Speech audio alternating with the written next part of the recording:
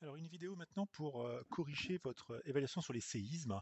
Donc on partait sur un sismologue, donc spécialisé séisme, qui doit expliquer ce qui se passe, ce qui s'est passé en Indonésie en 2004. Un journaliste a rédigé un texte, mais par contre il a fait de nombreuses erreurs. Et donc le texte est à gauche et vous avez des enregistrements, enfin à droite du séisme, vous avez une petite carte qui vous indique l'épicentre et évidemment les deux endroits où ont été enregistrées les vibrations. Donc la première question, c'était tu reprends les explications du journaliste, mais en modifiant certains mots. Et donc effectivement, alors un séisme dont le foyer était localisé en Indonésie. Alors donc le foyer, il n'est pas en Indonésie puisque le foyer est en profondeur. Donc là, c'est l'épicentre en Indonésie. Et la faille à 30 km de profondeur. Donc ce n'est pas la faille, c'est le foyer. Un séisme dont l'épicentre était localisé en Indonésie. Et le foyer à 30 km de profondeur a été enregistré par des sismomètres à deux endroits différents sur Terre. La faille faisait 50 km de long. Et ensuite, on vous dit une intensité équivalente aux explosions nucléaires françaises a été libérée sur l'échelle EMS. Si c'est équivalent aux explosions nucléaires françaises, c'est de l'énergie. Et le document qui vous permettait de mieux comprendre, d'ailleurs que presque tous vous avez réussi à voir, c'est ici, vous aviez l'énergie, vous aviez la magnitude. Et vous savez que c'est l'échelle de Richter. Donc en fait, il fallait dire que une magnitude équivalente aux explosions nucléaires françaises, ici, a été libérée, mais sur l'échelle de Richter. Les enregistrements qu'ils appellent des sismogrammes, des documents de droite, nous montrent les ondes sismiques. Donc vous voyez qu'il y avait pas mal de choses à changer. Ensuite, on vous demandait, quelqu'un dans ta salle te pose des questions sur les documents. À quelle heure les premières secousses ont-elles été enregistrées en Australie, en Antarctique, et quelle est la magnitude du séisme? Alors on va tout de suite faire la magnitude, puisqu'on vous avait dit que c'était une énergie équivalente aux explosions nucléaires françaises. On a donc une magnitude qui est un petit peu inférieure à 6, autour de 5,8. Maintenant, à quelle heure les premières vibrations, donc maintenant on peut transformer, les premières ondes sismiques ont été enregistrées?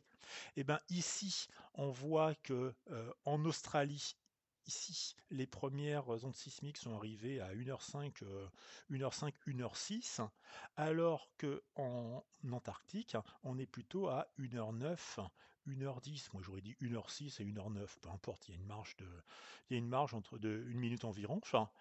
Voilà, donc les premières secousses sont arrivées en Australie vers 1h06 et les ondes sismiques en Antarctique vers 1h09.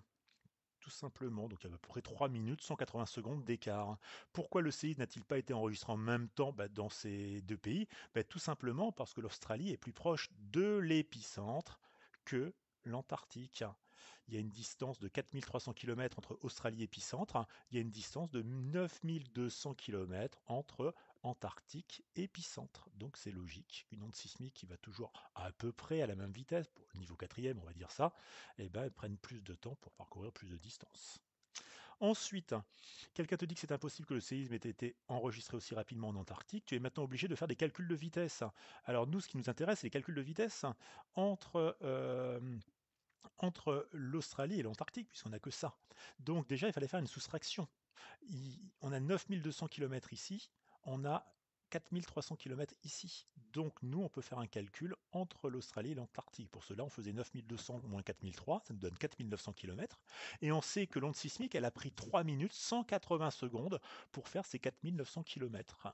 Et donc, je n'ai plus le résultat en tête, mais évidemment, il fallait terminer par une phrase réponse. La vitesse de l'onde sismique entre l'Australie et l'Antarctique est de tant de kilomètres par seconde. Et là, il y a eu beaucoup d'erreurs.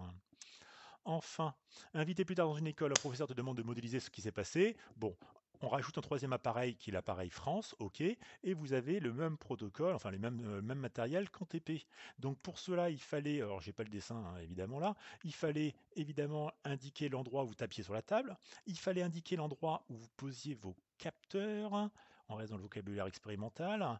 Alors donc on pouvait dire, si on prenait un rectangle, voilà la table c'est ça en bleu, ici c'est l'endroit où on tape, ici c'est le capteur qui va représenter l'Australie, ici c'est le capteur qui va représenter l'Antarctique, et puis il fallait rajouter un capteur assez loin par là, qui était le capteur qui représentait la France. Et il fallait évidemment, puisque c'est un schéma, mettre un titre, voilà, schéma d'une modélisation d'expérience, peu importe. Il fallait mettre des légendes, il fallait le tout au crayon, il fallait que ça soit soigné. Donc vous aviez plusieurs compétences qui étaient évaluées ici. Et si on fait cette expérience, on pourrait obtenir ce genre de résultat. Tu dois maintenant retrouver le capteur Australie, Antarctique et le capteur France. Eh bien, le capteur France, c'est celui qui est le plus loin de l'endroit où on tape sur la table. Donc, c'est forcément celui qui va recevoir en dernier la vibration. Or, on observe, on utilise la méthodologie, on observe ici que le capteur numéro 3 a bien reçu la vibration en dernier. On en déduit donc que le capteur 3 est le capteur France. Le capteur Australie est le plus proche de l'endroit où on tape sur la table. On observe que c'est le capteur 2 qui a enregistré la vibration en premier, le capteur 2, l'Australie. Le capteur 1, il ne manque plus que lui, et l'Antarctique. On a observé, on a réfléchi, on a déduit. C'est ce que je vous demandais.